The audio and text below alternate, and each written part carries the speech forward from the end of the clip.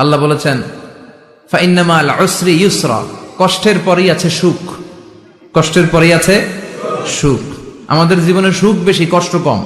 কয়দিন না খেয়েছিলাম, কয়দিন বিপদে পড়ছি, কয়দিন ডাকাইতে ধরছে, এক মাসের মধ্যে অসুস্থ থাকি কয়দিন আর সুস্থ থাকি কয়দিন, এটা হিসাব করে না। অসুস্থ যে ছিল খালি এটা খেয়াল রাখে, আছে না নাই? তার মানে ইন্না মাল উসরি ইউসরা, দুঃখের পরে আছে সুখ, মোটিভেশন, প্রাণটা আবার উদ্বেলিত হয়ে ওঠে। তাই তো আসলে তো দুঃখের পরে সুখ। এজন্য কষ্ট যখন পাবেন, অসুস্থ যখন হবেন, ওইখানেও আনন্দ করবেন, কারণ সামনে আরাম আসতেছে। সুবহানাল্লাহ পড়েন। মুমিনের হারাবার কিছু নাই, দুঃখ পাওয়ার কিছু নাই। মুমিন অসুস্থ হলে অসুস্থতার মাধ্যমে, তার রোগের মাধ্যমে তার গুনাহ ঝরে যায়, সে আল্লাহর কাছে প্রিয় হয়ে ওঠে। তা আমাদেরকে কেউ হারাইতে পারে? কথা বলেন, আমাদের কেউ ভয় দেখাইতে পারে? মোটিভেশনাল সূরা, সূরাতুল ইনশিরাহ আর সূরাতুদ দুহা। এখানে অনেক হিউজ মোটিভেশন আছে। যারা হতাশ, যাদের জীবন ভাল লাগে না, মরে যেতে মনে চায়, গার্লফ্রেন্ড গালি দিছে, আছে না নাই? আবার বয়ফ্রেন্ড গার্লফ্রেন্ডের গালি দিছে, এ ওড়না পেঁচায়া ফ্যানের মধ্যে ঝুলে আত্মহত্যা করে। আহা, কত বড় পাগল, তুই মরলি কেন? গালি দিছে তো কি হয়েছে? হ্যাঁ, বুঝতে চায় না, হতাশ হয়ে যায়। আর বয়স কম তো, ইচড়ে পাকা, অল্পতে কাবু হয়ে যায়। এই সূরাগুলো পড়ে না। এখানে আশার বাণী আছে। আজকে আমি জানি কথা শোনাবো আপনাদেরকে, শুরুতে আগে সংক্ষেপে বলে দিই। এই সূরার মূল কথা হচ্ছে, মানে সেন্ট্রাল থিম বা সাবজেক্ট ম্যাটার, সূরাতুদ দুহার কেন্দ্রীয় আলোচ্য বিষয় হচ্ছে নিরাশ হবেন না, হতাশ হবেন না, হাল ছাড়বেন না, ভরসা রাখবেন কার উপর? মুমিনরা নিরাশ হয়, হতাশ হয়, হাল ছাড়ে নাকি ভরসা রাখে? কার উপর ভরসা? কার উপর? না নৌকার উপর, ধানের শীষ, নাঙ্গল, হাত পাখা, দাড়িপাল্লা? ভরসা থাকবে একজনের উপর। চিল্লায় বলেন, তিনি কে? Never be sad, never lose hope. Every time you feel like you cannot go on, you feel so lost that you are so alone.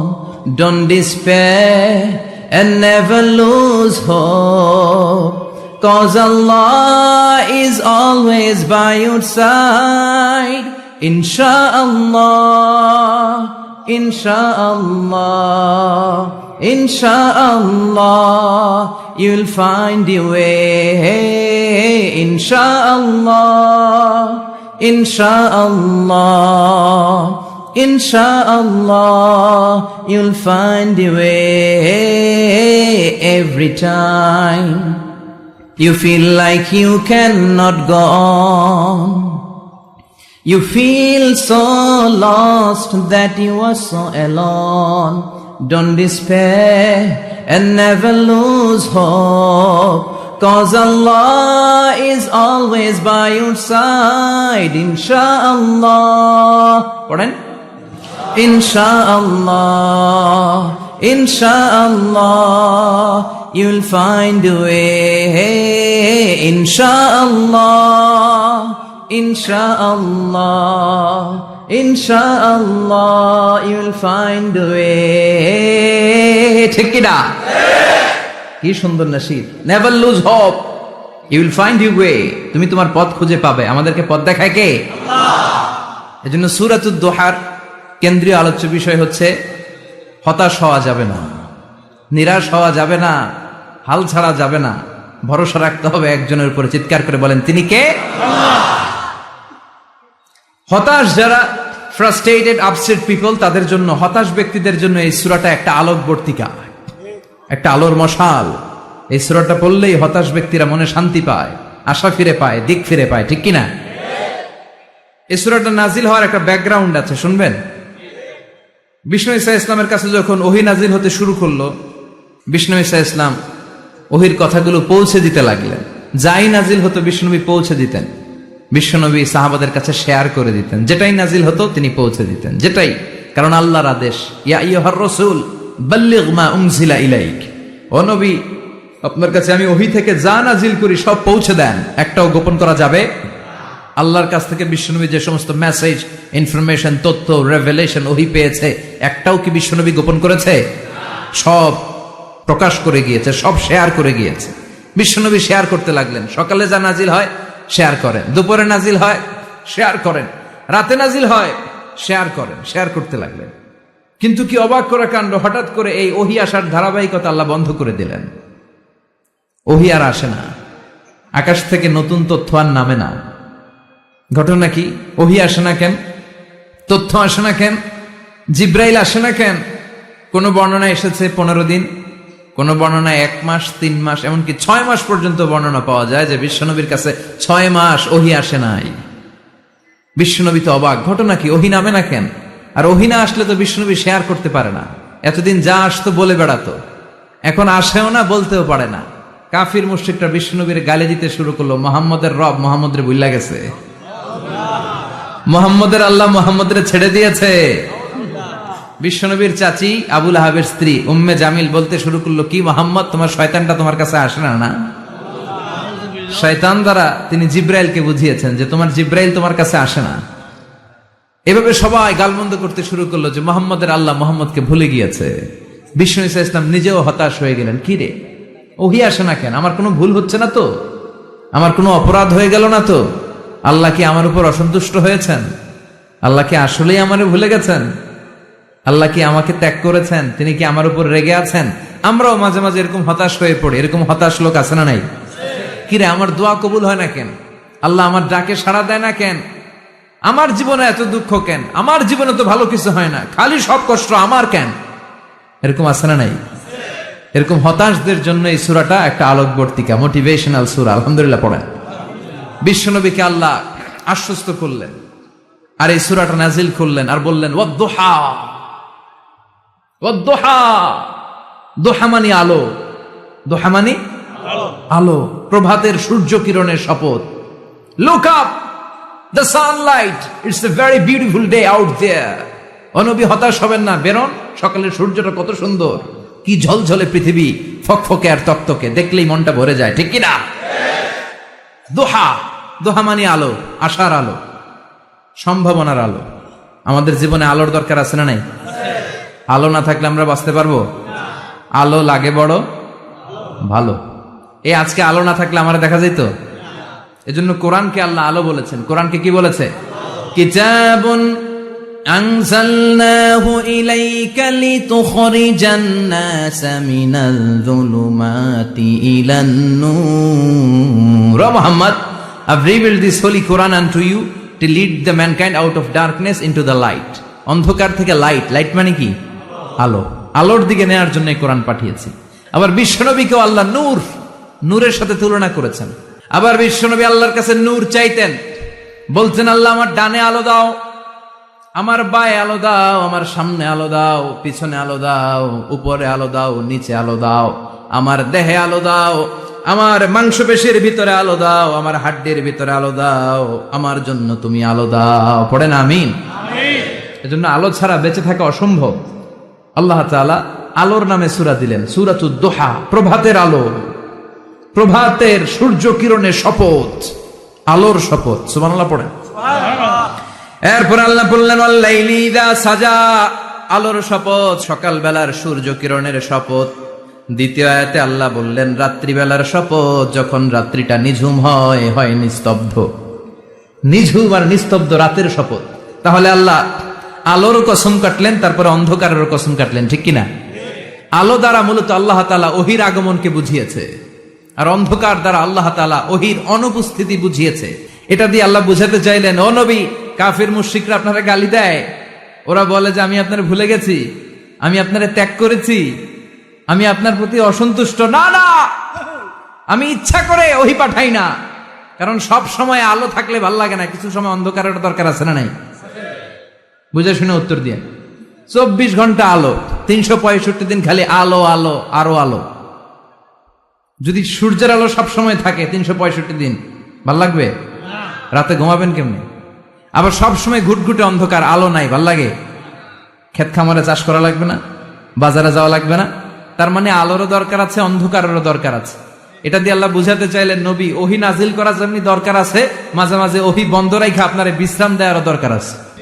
চিৎকার করে পড়েন আল্লাহু আকবার। এজন্য আল্লাহ বললেন ওয়াদ-দুহা ওয়াল-লাইলি ইযা সাজা মা ওয়াদ্দা'আকা রাব্বুকা ওয়া মা ক্বালা ওয়ালাল আখিরাতু খায়রুল লাকা মিনাল উলা। সুবহানাল্লাহ পড়েন। ও নবী, প্রভাতের সূর্য কিরণের শপথ, নিঝুম নিস্তব্ধ রাত্রিবেলার শপথ, আলো আর অন্ধকারের শপথ করে আমি বললাম আপনার প্রভু আপনারে ভুলে যায় নাই, আপনার উপর অসন্তুষ্ট হয় নাই। আমি আল্লাহ ইচ্ছা করে ওহী বন্ধ রেখেছি, কারণ ওহীর একটা পাওয়ার আছে। বারবার ওহী রিসিভ করলে আপনার স্নায়ু এটা সহ্য করতে পারবে না, আপনার দেহ এটারে বরদাস্ত করতে পারবে না। নবী, আমি আপনার প্রতি এত রহম দিল, এত ভালোবাসি, বারবার ওহী নিতে নিতে আপনার যে কষ্ট হয়, এই কষ্টটা আমার আল্লাহর সহ্য হয় না। এজন্য আমি আল্লাহ ইচ্ছা করে কিছুদিন ওহী বন্ধ রাখছি। সুবহানাল্লাহ পড়েন। তার মানে এই নয় যে আমি আপনারে ভুলে গিয়েছি, আমি আপনারে ছেড়ে দিয়েছি। আরে নবী, আমি তো আমার নামের সাথে আপনার নামকে জুড়ে দিয়েছি। লা ইলাহা ইল্লাল্লাহ মুহাম্মাদুর রাসূলুল্লাহ। যেখানে আমার আল্লাহর নাম সেখানেই বিশ্ব নবীর নাম আছে না নাই? আজান যখন দেই আল্লাহু আকবারের পরে বিশ্ব নবীর নাম আছে না নাই? একামতে আছে না নাই? আবার আল্লাহর জন্য যখন সালাত আদায় করি শেষ বৈঠকে বিশ্ব নবীর উপর দুরূদ আছে না নাই? রাফা'না লাকা যিকরাক। ও নবী, আপনার নামকে আমি অনেক উপরে তুলে ধরেছি। আমার নাম যেখানে আপনার নাম ওইখানে, গোটা বিশ্বব্যাপী আপনার নাম ছড়ায় যাবে। ওরা আপনারে গালি দেয় কবি বলে, ওরা গালি দেয় গণক বলে, ওরা বলে আপনি আবতার, লেস কাটা। আসলে যারা আপনারে গালি দেয় ওরাই লেস কাটা। ওরা আপনারে বলে আপনি নির্বংশ, আপনার ছেলেগুলো বেঁচে নাই, মেয়ে বেঁচে আছে, আপনার নাম নেয়ার কেউ থাকবে না। ওই আবু জাহেল, উতবা, সাইবা, ওদের নাম নেয়ার কেউ থাকবে না। আপনি লেস কাটা নন, আপনি নির্বংশ নন। ইন্না শানিয়াকা, চিল্লায় বলেন ইন্না শানিয়াকা। যারা আপনারা গালি দেয়, যারা আপনারা নিয়ে কটু কথা বলে, ওরাই লেস কাটা, ওরাই নির্বংশ। ওদের বংশকে আমি আল্লাহই নির্বংশ করে ছাড়ি। চিল্লায় বলেন ঠিক কিনা? ও নবী, মা ওয়াদ্দা'আকা রাব্বুকা ওয়া মা ক্বালা। আপনার রব আপনারে পরিত্যাগ করে নাই, আপনারে ভুলে যায় নাই, আপনারে ছেড়ে দেয় নাই। আপনার রব ইচ্ছা করেই ওহী নাজিল বন্ধ করে রেখেছে। আমি ইচ্ছা করেই আপনারে প্রেসার দিতে চাই নাই গো নবী, কারণ ওহী রিসিভ করা অনেক কঠিন। এটা আস্তে আস্তে আপনি অভ্যস্ত হবেন। সুবহানাল্লাহ পড়েন। ওহীর একটা পাওয়ার আছে না নাই? আমরা তো কি মজায় মজায় কোরআন পাইছি। এই যে কি সুন্দর কোরআন নিয়ে বসে পড়ি, তাফসীর করি, কি মজার কোরআন। আহা, এই কোরআনটা রিসিভ করতে যে বিশ্বনবীর কত কষ্ট হয়েছে। এই কোরআনকে আল্লাহ বলেছেন এটা কাউলান সাকিলা, very heavy and weighty word. এটা অনেক ওজনওয়ালা কথা। ইন্না সানুলকি আলাইকা কাউলান, এটার অনেক ওজন। এই কোরআনটা যদি পাহাড়ের উপরে নাজিল করা হতো, পাহাড়গুলো দুমড়ে মুচড়ে ভেঙে টুকরো টুকরো হয়ে খান খান হয়ে যেত। ঠিক কিনা? এত কঠিন বানিয়ে এটা। ও নবী, আমি আলোর সাথে ওহীর মিল ঘটিয়েছি, আলো দিয়ে ওহীকে বুঝিয়েছি। সূর্যের যেমনি কিরণ আছে, তেজ আছে, এই ওহীরও একটা তেজ আছে। এই তেজ, এই কিরণ আপনি সবসময় সহ্য করতে পারবেন না। এজন্য আমি ইচ্ছা করে কিছুদিন ওহী নাজিল করা বন্ধ করে রেখেছি। সুবহানাল্লাহ পড়েন। ইচ্ছে করে আমি নাজিল করি নাই। সব সময় নাজিল হলে আপনার ভাল লাগতো না। বুখারীর বর্ণনা, মা আয়েশা বলতেন শীতের রাতে, কনকনে মাঘ মাসের শীতের রাতে যখন বিশ্বনবীর উপর কোরআনের আয়াত নাজিল হতো, বিশ্বনবী ঘেমে ঘেমে একাকার হয়ে যেতেন। হাত্তা লা ইয়াতাফাসসাদু জাবিনুহু আরাকান, বিশ্বনবীর দাড়ি আর থুতনি বেয়ে ঝরঝর করে পানি পড়তো। আমরা কম্বল গায়ে দিয়ে থাকি আর বিশ্বনবী ঘামে। সুবহানাল্লাহ কইবেন না? এটা কাউলান সাকিলা, অনেক ওজনওয়ালা কথা। আবার বিশ্বনবী যখন ওটের উপরে বসে থাকা অবস্থায় কোরআনের আয়াত নাজিল হতো, ওটের বুকটা মুহূর্তের মধ্যে বালুর মধ্যে, জমিনের মধ্যে লেগে যেত। ঘোড়ায় চড়া অবস্থায় বিশ্বনবীর কাছে যখন কোরআন নাজিল হতো, ঘোড়ার পা গুলো মরুভূমির বালুতে দেবে যেত। মাঝে মাঝে বিশ্বনবী সাহাবাদের রানের উপরে, পায়ের উপরে মাথা দিয়ে শুয়ে পড়তেন, ক্লান্ত শ্রান্ত। যায়েদ বিন হারেসা, বিশ্বনবীর পালক পুত্র, তার পায়ের উপরে মাথা রেখে বিশ্বনবী একবার কথা বলতে বলতে ঘুমিয়ে পড়লেন। ঘন্টাখানিক ঘুমালেন। যায়েদ বিন হারেসা বলে, আমার কাছে তেমন কোনো কষ্টই হচ্ছে না, বিশ্বনবীর মাথাটা খুব বেশি ওজন মনে হচ্ছে না। ঘন্টাখানিক পর বিশ্বনবীর চোখ খুললেন, আর খোলা মাত্রই ওনার উপর ওহী কোরআনের আয়াত নাজিল করতে শুরু করলো কে? আল্লাহ। যায়েদ বিন হারেসা বলে, যখনই কোরআনের আয়াত নাজিল হতে শুরু করলো আমার মনে হচ্ছে বিশ্বনবীর মাথাটা 50-60 কেজি ওজন বেড়ে গিয়েছে। বিশ্বনবীর মাথার ওজনে আমার পায়ের রান ফেটে যাবে, আমার পায়ের হাড্ডি ফেটে যাবে, আমার পাটা ভেঙে খান খান হয়ে যাবে মনে হচ্ছিল। তার মানে কোরআনের আয়াত যখন নাজিল হয় বিশ্বনবীর উপর একটা প্রেসার আছে না নাই? এই জন্য আল্লাহ বললেন, নবী আমি আপনার ভুলে যাই নাই।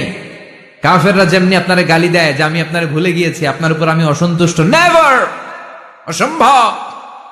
আমি আপনার উপর কখনো অসন্তুষ্ট নই, বরং আমি ইচ্ছা করি আপনার উপর থেকে প্রেসার কমিয়ে দেওয়ার জন্য কয়েকদিন ইচ্ছা করে আপনারে ছুটিতে রাখছি। সুবহানাল্লাহ পড়েন, যাতে করে আবার এনার্জি গায়ে নেওয়ার পরে নতুন করে কোরআনের আয়াত রিসিভ করার জন্য আপনি সক্ষম হন। চিল্লায়